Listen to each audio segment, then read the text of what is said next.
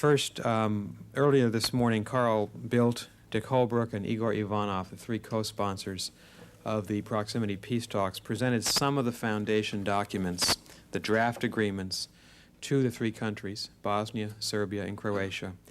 These are agreements that were, as you remember, were drafted by the United States, that have been worked with our European and Russian colleagues, and they comprise the agreements that we hope will ultimately represent the general peace agreement that will be signed, reached and signed by all the parties.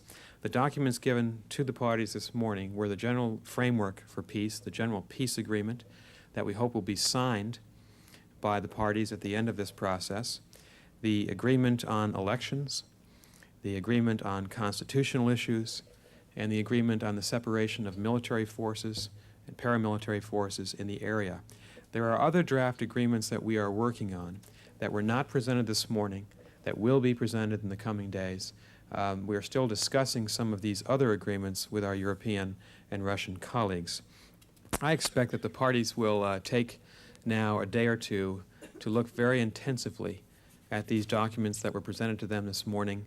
They are complex documents, some of them are quite long, and they represent significant documents for all of these countries because they represent the hard choices that will have to be made at the Dayton talks in order to reach an agreement.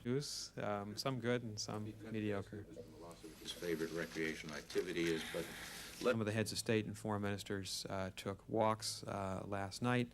The Officers Club seems to be all commented favorably upon the Officers Club. There are other dining facilities. We can give you reviews, series of meetings. Dick Holbrooke, even off in other directions. I've reported to you on a couple of those